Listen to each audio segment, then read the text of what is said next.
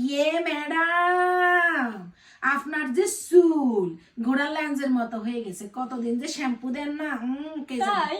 হ্যাঁ ম্যাডাম, কোনো চিন্তা করবেন না, আপনি ঘরোয়া ট্রিটমেন্ট রাখিয়ে আপনার কাছে আসছেন।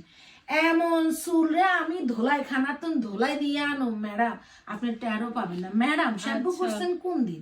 আপনার চুল এরকম তো লাগতো কেন? মনে হইতেছে তেল ফোকা হাঁটছে ম্যাডাম, গন্ধও লাগতেছে, কিন্তু কোনো সমস্যা নাই ম্যাডাম।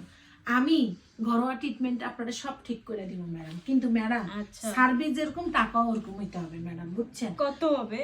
কত আর দিবেন ম্যাডাম? চুল দেখে কন্ডিশন বুঝছে ম্যাডাম, চুলের সিঁড়ি তো বেশি ভালো না। এই খোদা, এই চুল করতে তো আমার খবর হয়ে যাবে। চুলে ভিটামিন সির অভাব দেখা দিছে, ভিটামিন ডির অভাব দেখা দিছে। হাই হাই ম্যাডাম, জীবনে কোনোদিন চুলের মধ্যে তেল দেন নাই? ও মা মা মা মা মা মা, চুল কি করছেন ম্যাডাম? সমস্যা নাই, আপনি যেহেতু আমার কাছে আইছেন, আমি ঘরোয়া ট্রিটমেন্টে আপনার চুল ঠিক করে দিব ম্যাডাম, কয়ে থা দিলাম কিন্তু। আচ্ছা ঠিক আছে।